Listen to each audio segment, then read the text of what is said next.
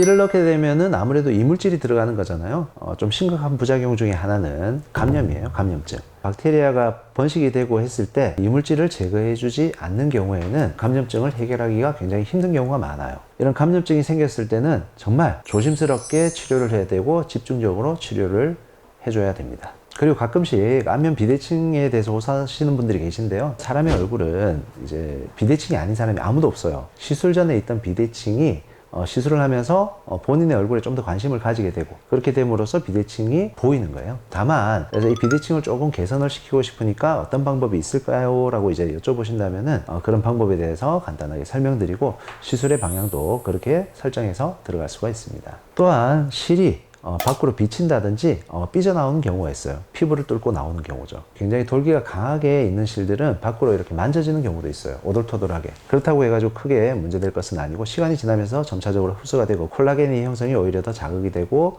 더 긍정적인 효과를 줄 수가 있기 때문에 오히려 유리한 부분이고요. 다만 실이 바깥쪽으로 돌출이 돼 있다, 그러니까 피부 바깥으로 노출이 되어 있는 경우에는 조금 다르게 생각을 해야 됩니다. 그 노출된 길을 통해서 박테리아들이 침투를 할 수 있게 되고, 그로 인해서 2차적인 감염이 생길 수가 있기 때문에 그런 경우에는 최대한 빠르게 병원으로 연락을 주시면은 쉽게 해결을 할 수가 있고 빨리 해결을 해주는 것이 좋을 것 같습니다. 자, 그리고 예전에는 실이 이렇게 이동을 해서 다른 쪽으로 흘러간다든지 아니면 흘러내린다든지 하는 경우도 가끔씩 있었는데요. 요즘에는 그 실이 굉장히 튼튼해지고, 그 다음에 이동해지는 것을 막기 위해서 돌기의 방향이라든지 돌기의 개수라든지 이런 부분들을 갖다가 점차적으로 다르게 해가고 있고, 현재는 실이 끊어진 현상이라든지 아니면은 다른 쪽으로 슬립이 돼서 이동하는 경우가 거의 없다라고 생각하시면 됩니다. 그래서 실에 대해서 이런 부분들이 걱정이 돼서 실리프팅을 못 하겠다는 분들은 전혀 걱정 안 하셔도 됩니다. 그리고 실리프팅을 하면은 이제 팀플이 생기고 울퉁불퉁해지고 이런 부분들도 걱정하시는 분들이 많은데요. 요즘에는 시술을 하는 방식이